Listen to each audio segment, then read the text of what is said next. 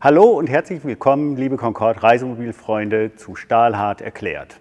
Heute wird euch Uli Stahl erklären, was zu tun ist, wenn die Einstiegsstufe nicht mehr einfährt.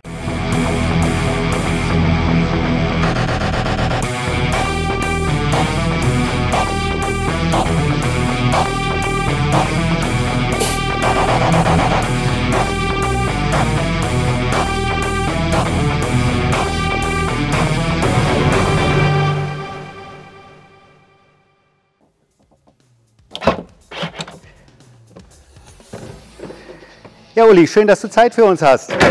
Hi. Hi. Du wolltest uns heute was erklären, was wir machen wollen, wenn die Treppe nicht wieder einfährt. Jetzt hat das gerade so komisch geknackt. Was ist denn da passiert? Wahrscheinlich ist der Stellstift kaputt gegangen. Aber können wir ja mal probieren, wenn wir die Trittstufe jetzt fahren wollen. Ja.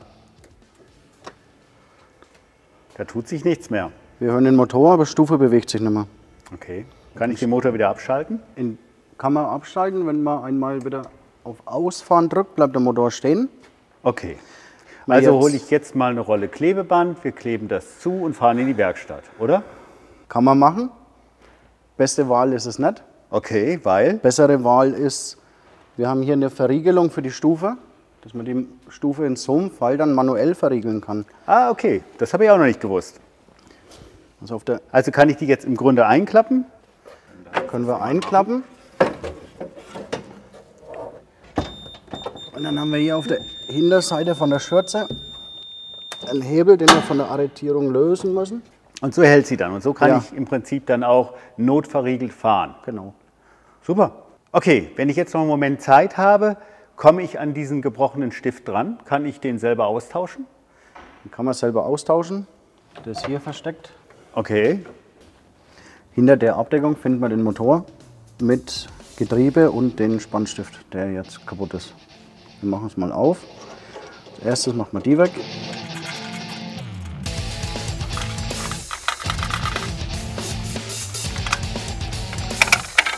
So, dann haben wir den Motor. Getriebe dahinter und dahinter ist dann der Spannstift. Okay.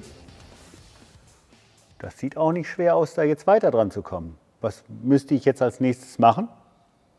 Am einfachsten ist es, den Motor mit Getriebe auszubauen. Okay. Das sind 4 Schrauben und man kann den Splint dann am Schraubstock tauschen. Wenn ich keinen Schraubstock habe? Dann sucht man sich am besten einen, weil man muss ja auch die Stifte besorgen. Stimmt. Auf der anderen Seite, überall gibt es mal eine Werkstatt, die einen Schraubstock hat. Das ist ja nichts Ungewöhnliches. Ich glaube, da kann man sich schon schnell bei helfen. Ja. Also lass uns das Ding einfach mal rausnehmen und dann würde mich das schon interessieren, wo der Stift genau sitzt. Wir haben hier 2 Schrauben mit Kreuz und hier 2 Schrauben mit 5er Imbus. Die 4 müssen raus, dann können wir den Motor und das Getriebe, die komplette Einheit rausnehmen. Dann tun wir uns nämlich wesentlich leichter, um den Stift zu tauschen. Ich fange jetzt mal an mit den Kreuzschrauben.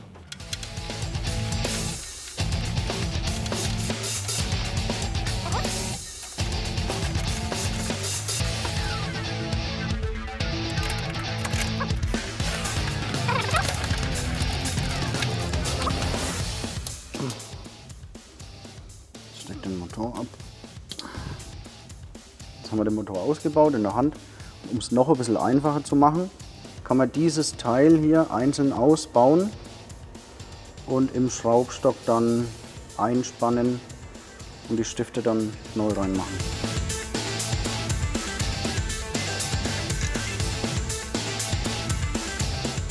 Man sollte auch aufpassen, dass man die ganzen Zubehörteile nicht verliert, die Feder hält. Scheibe braucht man dann wieder und die beiden Sachen. Und dann können wir uns einen Schraubstock suchen. Ich bin jetzt am Schraubstock, habe das Teil mal eingespannt. Dann schlagen wir den Rest durch.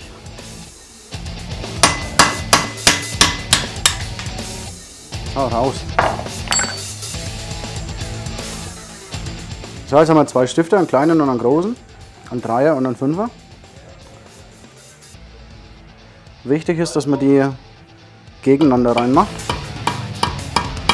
Den anderen machen den dagegen und klopfen den mit drauf.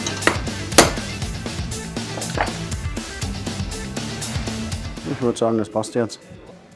So, jetzt haben wir die Stifte drin. Wir sehen, Den großen haben wir hier oben die Öffnung und beim kleinen haben wir hier unten die Öffnung. Und die Öffnungen müssen sich gegenüber liegen, damit die Stifte den Druck aushalten. Und jetzt können wir das Ding wieder nehmen und wieder einbauen. Hier sieht man jetzt den Spannstift wieder, den neuen. Hier drin die Feder. Da ist noch eine Beilagscheibe, die unbedingt rein muss. Hier die Hülse und die Mutter. Dann ist es wieder fertig und man kann es wieder reinschrauben. Machen uns erst ein bisschen Platz.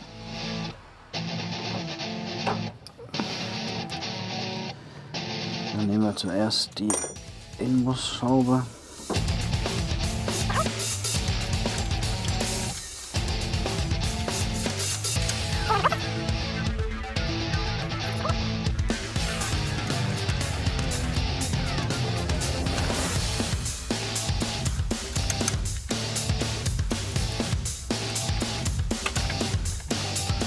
Wenn wir nicht ganz drauf sind, können wir hier nochmal ziehen und das zurecht machen.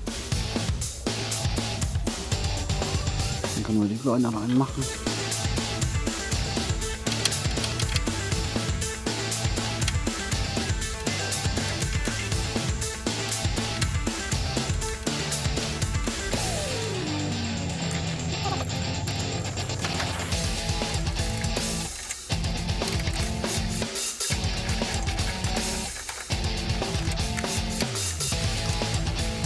Strom wieder zusammen.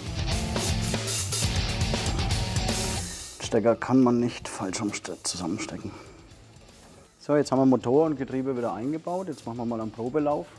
Dann entregeln wir hier die Stufe wieder.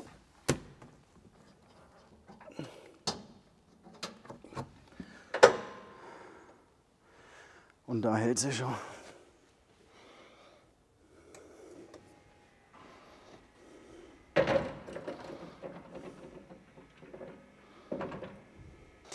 Fährt raus.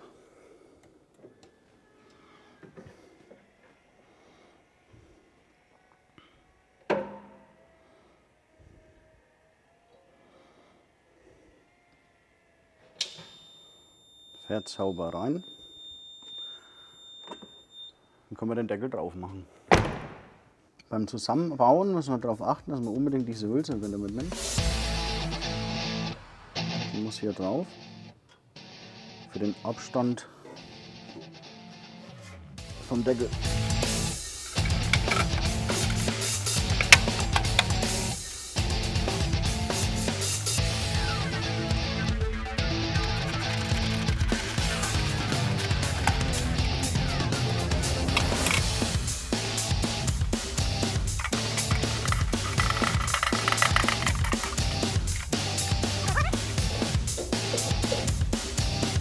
Hier die Mutter, die sollte eigentlich gegen diese Schraube gedreht sein, damit die Schraube immer wieder runter geht. Jetzt sind wir fertig. Stufe ist wieder zusammengebaut, Deckel ist wieder drauf. Super, Uli, vielen Dank. Da habe ich jetzt heute echt was dazugelernt, muss ich ganz ehrlich sagen. Das macht mich ein Stück weit happy, weil ich genau weiß, sollte mir das im Urlaub jetzt mal passieren, wo ich was finde, und dann kann ich es auch selber machen. So, jetzt wissen wir, wie der Scherstift repariert wird, aber warum ist er denn überhaupt da? Der Scherstift ist dafür da, dass wenn die Stufe jetzt ausgefahren wird und man zum Beispiel vom Fahrzeug rausgeht und man wartet nicht ab, bis die Stufe komplett ausgefahren ist, dann geht er kaputt. Es soll den Motor schützen, damit der Motor nicht überlastet wird. Regelmäßige Wartung und Pflege der Stufe sorgt auch dafür, dass der Scherstift länger hält. Ich glaube, nicht nur ich habe heute was dazugelernt, sondern ihr auch. Und ich kann euch noch einen kleinen Tipp geben. Es ist sicherlich hilfreich, so einen Scherstift immer als Ersatz dabei zu haben. Den gibt es übrigens bei uns im Service. Danke für eure Aufmerksamkeit. Uli, und nochmal vielen Dank an dich, dass du es so schön und einfach erklärt hast. Kein Problem.